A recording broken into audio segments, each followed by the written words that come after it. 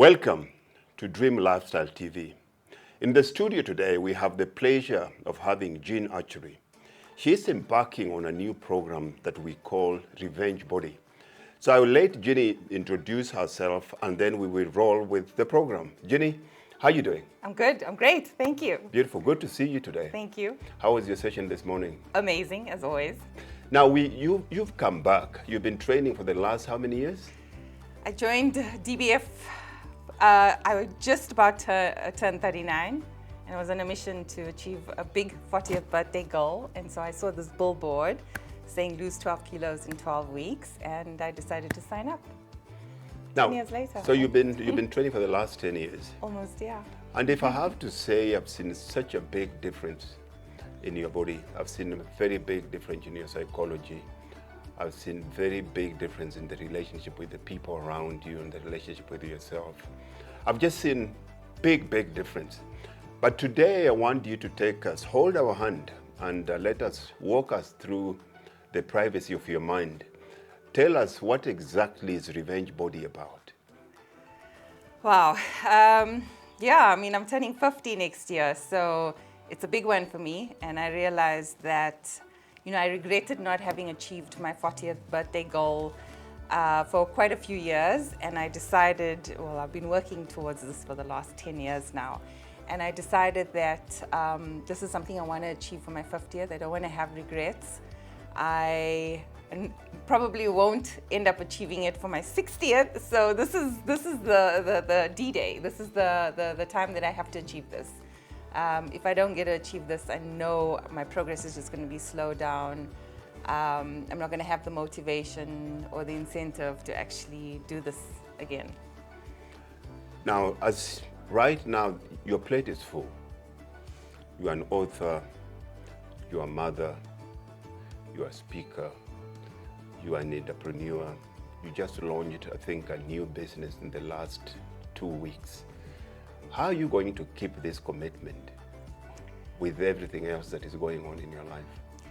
The easy part is the training. Coming to gym, I train 5 to 6 times a week, sometimes twice a day when I'm feeling motivated or energized. So training is a part of my daily program, my daily life. There's no way I will not train unless, of course, I'm ill or I have, schedules that's not aligned to or allows me to train. Usually my training starts in the morning as soon as I do the school drop-off, so I manage to fit everything else into gym afterwards. I've made some huge changes in the last couple of weeks. I've actually moved closer to my gym because I was living about 8 kilometers away and it was causing a lot of inconvenience in my life. I'm now 2.3 kilometers closer. So that's going to save me a lot of time. I'm going to start training in the evening, so I'm going to change my routine a little bit so that I can actually start my day earlier and get more work done during the day. I've seen you train and we'll play some clips for the viewers to see how hard you train. What changes are you going to make that will make a big difference? What is it that needs to, what are the main things that you need to drop? Well, there's 2 things that has been slowing down my progress. Firstly, I have an underactive thyroid, and I'm not using that as an excuse, but it does make burning calories a lot more harder. It does make losing weight a lot more harder. My training I'm extremely happy with my training. I think I can push my training a little bit more, but my diet, that is the big problem. Diet and I think mindset is going to be my 2 biggest challenges for the next year. So what changes or what are you going to bring in to make sure that you harness your psychology, which is your mindset, your nutrition, and your training? Because if there is no alignment, then we're not going to achieve this goal the same way you say that you tried at your 39th birthday. Yeah, absolutely. And I think, I know my diet has been slowing down my progress or maybe even canceling out a lot of the work that I've been doing. I know my body has changed in the sense that I have gotten a lot fitter, a lot stronger. I have converted a lot of fat into muscle, but my progress, as I said, has not been as quickly as what I would have liked it to be because of my diet.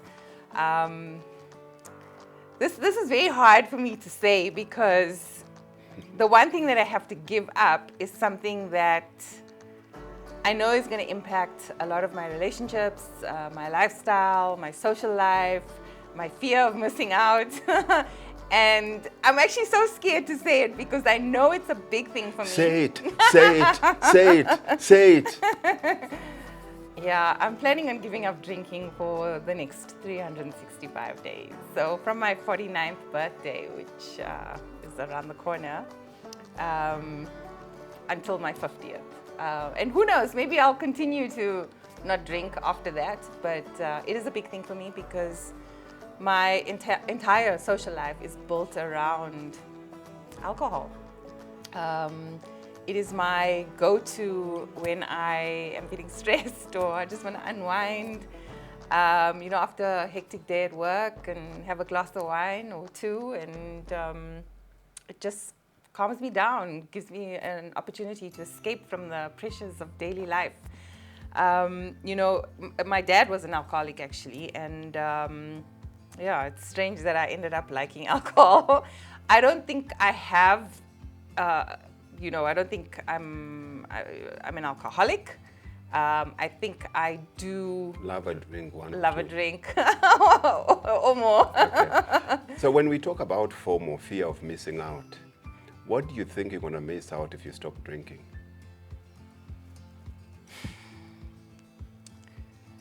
Letting my guard down, forgetting about life stresses. So if you have to look back, Ginny, with you drinking, what are some of the decisions you've made under the influence that you regret? Oh! Wow. I think I've got pretty good judgment when it comes to certain decisions.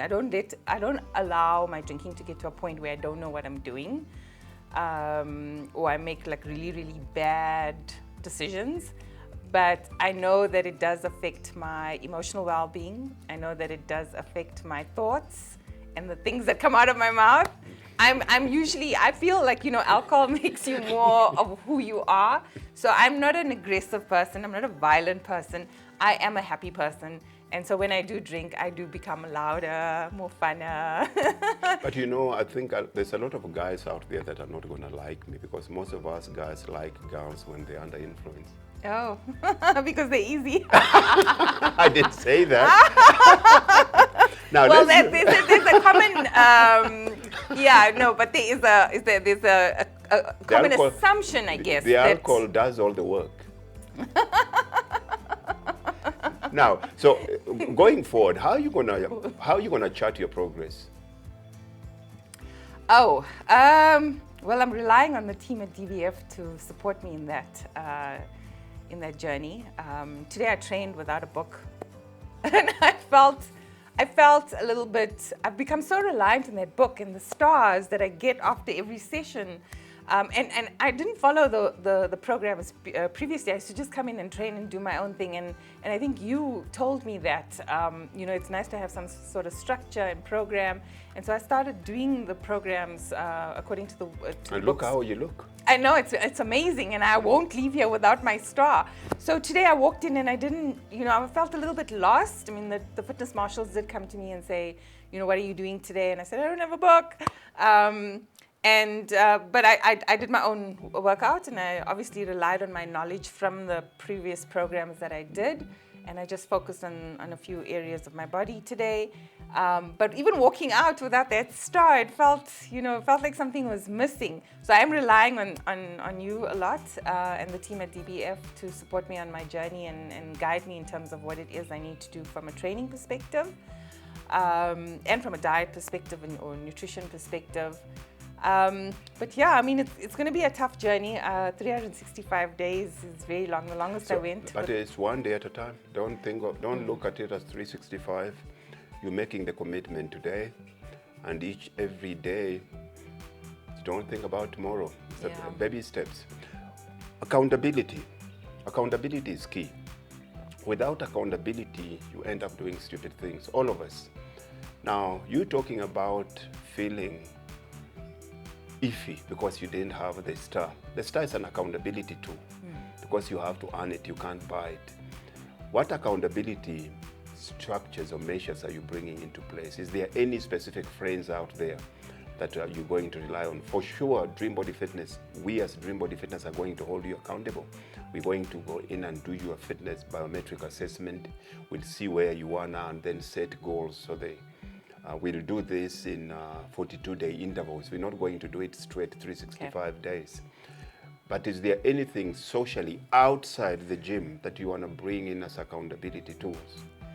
Yeah, so, there's a quote that says, and I've heard this often in the last while, don't tell people about your goal, but show them the results.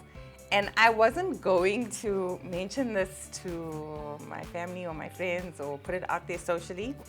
And I think I've told literally very few people, people that I know will support me in my decision.